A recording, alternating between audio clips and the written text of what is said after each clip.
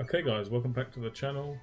I had this Rio game that I just played and I kind of thought it wasn't one that I was commentating, but I thought it was a really good video to sort of show how I press my lead in games where we're kind of just running over the enemy team. I think this was a really game to show. It was super dominant. My whole team was just completely rolling them. I was making a lot of good plays as well. So yeah, we're kind of just going to commentate over it, and I'm going to talk you through what I was thinking. At this point, we're so far ahead. We only have one Unite. I can see that at the top. Here you can see Blastoise as is, and then Absol's actually comes up, so we probably could push this in. But it's 6 minutes 10, and the enemy don't have a jump pad, so I just go score bot, and I think I even ping to score bot. Yeah, I do.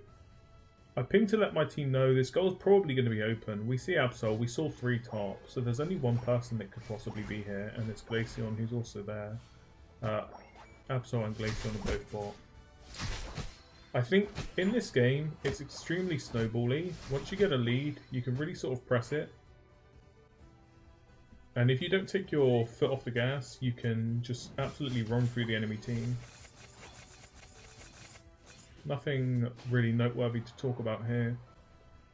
I kind of just look to farm and keep my lead as large as possible, whilst having as much map pressure as possible. So I don't go back and take the Voltoys. I figure my time's better spent doing stuff elsewhere on the map.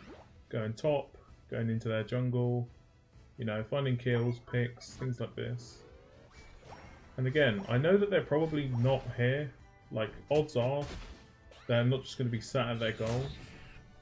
So I go for another score behind, and they push our goal. I get the score, have to use my Unite to get out.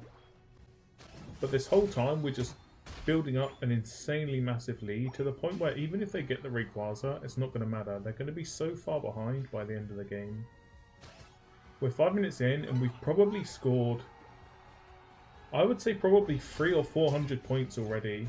And we're 5 minutes in. I make a little bit of a misplay here. This is a super greedy play. I'm going to explain why. We don't see anyone on the map. I think we only see one. I know that this guy's just been cancelled mid. There's one dead and there's one more middle. I just get a little bit greedy for not really any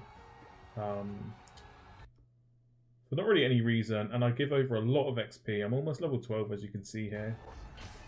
So a death like this is really bad. I think the mine kills me and gets a lot of XP. Yeah, he goes up over an entire level. So this is one of those plays that's just really not worth it. I figured I have a very small amount of points. As you can see, I only have 11. I thought I could get it off, especially if it's just a mine. And then I could jump kick the wall. But the Espeon was there as well, so it's just a greedy play. And not really one that I need to go for with this many points. 11 points isn't really going to matter at this point in the game. And this guy does the exact same thing as me, although I think he gets his off and gets out. But again, it's another sort of greedy play that we don't really need to go for. Here, I can see that there's 4 people top. I basically wait behind the goal here. I think a lot of people make this mistake, especially when they're playing Pokemon like this, where I can run in and people are pretty much dead before they get the time to react. So I wait. I know that someone's probably going to come up and score, and if they do, I can punish them on it.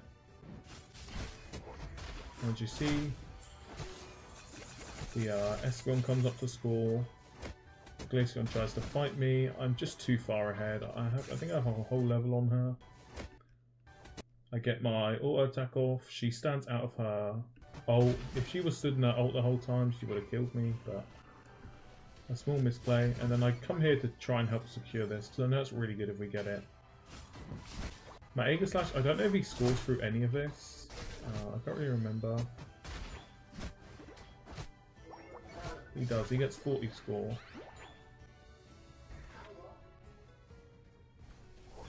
And then I basically see that there's people mid, so I go for the dive on this guy. I ult to make sure that I don't die. I should have waited for this Blastoise's goal to go in. I don't know why mine goes off so much quicker. As you can see, he's already scoring. So yeah, I don't know why his doesn't go in before mine, but that would have just been like a massive overcap, and At this point, we've scored so much points in their base and so much over score that it really like doesn't matter what they do. I'm going to fast forward here because there's not really a lot going on. I'm kind of just defending points, looking to make plays through the middle of the map. And just keeping our lead by playing on their side of the map as well. A lot of this game, I've been denying a lot of farm, denying them levels, which is really good. My Absol doesn't end up getting this, which is really unlucky. If he were a little bit further back, he could have made a small adjustment here and he would have got the score. If he was scoring when he was over here, he probably would have got it off. I don't know how he got in there. He went from bot side, so even if he's scoring bot side, maybe he sees the Glaceon jump and thinks she's going to turn around. So yeah, but this would have been another 50 in their base. Obviously he doesn't get that. And again, I'm just playing on the enemy's side, right? I know that I have a really great escape route with my jump kick, my boosted autos.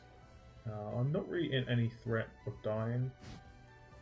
As long as I don't get jumped on by a pursuit Absol, I'm completely fine. Even, let's say, I played a little bit greedier here and I were to die, the worst thing that would happen was I would push Absol up to level 14.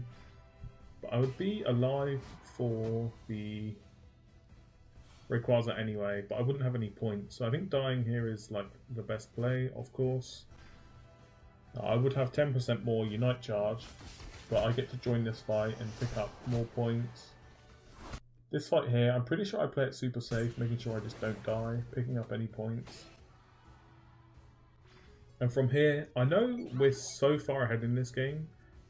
Anything short of them scoring 500 points, we win this game. Luckily, this guy didn't see me go in here, and somehow they got the Regieleki spawn hit into our goal. But I see 3 of them jump. I see them mime, and I'm like, I should go for this score. Maybe I can get there in time for the Rayquaza anyway. But having this lead, like I score 100 points. I've probably scored like 200 points by now. I know that all I have to do here is to play to break shields. So I ult onto the Glaceon, I ult a little bit far. But I just play near this goal. I'm a little bit hesitant here because it's a little bit scary if they all go mid. For some reason this guy thinks that someone on his team's scoring top. So he just stands on this goal. I end up fighting him for a long time. I managed to break his shield. I think when I break his shield here, I see that Mime's dead and I see all the other people. I see 2 mid, 1 on base. I should just stand around here and fight this guy, which I think I do.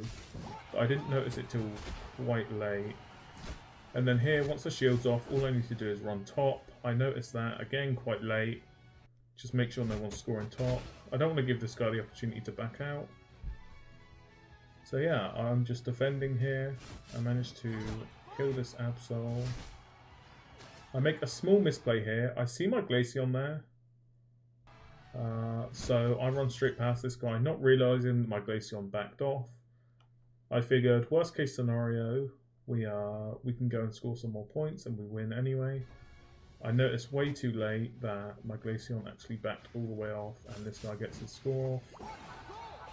But I mean, it's a small mistake in the grand scheme of things. I'm pretty sure it said we have a huge lead. So I knew that even giving that score, we would be fine. But I should just defend it anyway. And yeah, I think we get this kill. I managed to knock off this guy's shield. We do get in a bit of a rough spot if that guy scores that. We could have been behind, but he doesn't get to. And fair play to the enemy team here. They know that they have to go up and score, so this Blastoise just leaves me. I think someone else runs past me here as well. Yeah, Absol jumps over the top.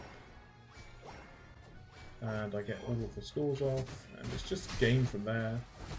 So, playing this style, if you're on any of these sort of mons, we have a lot of good mons for backcap in this game. We have Absol, we have Blastoise, we have me. These are all solid Pokemon for backcapping. Aegislash can do it as well. I think the only thing I would have liked to have been done differently is if my team just lets the Eleki in here and just comes and scores. If we all run up and score, because we see them all on the minimap here, if my team were really good players, we see 1, Who's going back? I'm pretty sure she jump pads. We saw Espy on top. We see Glaceon. We see Absol, and we see Blastoise. The only one up is Mime, and we see him on middle. My team should just let the Eleki in here and just come and score mid, right? Like, in this situation, this is the best play for us. We can get loads of points in mid. Even if they get the Rayquaza and they score 500, they'll be so far behind that there's no chance of them winning. But yeah, I think this is just a great game to show you how to press your lead when you're completely running over the game.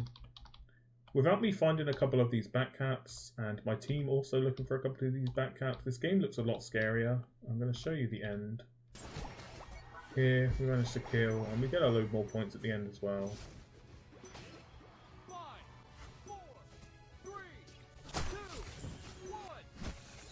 But yeah, at the end of the game, it's like, it's not even really close. We've just scored way too many points in their middle base through the entire game.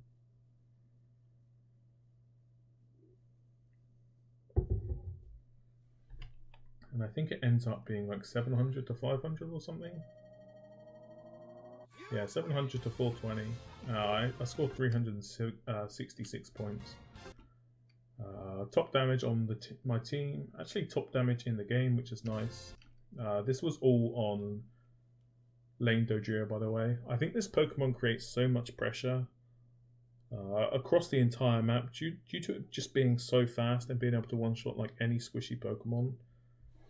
If you put in the games to learn this Pokemon, I think you're going to really have the benefits of it. I think over my last 20-something games, I was like 19-8 or something.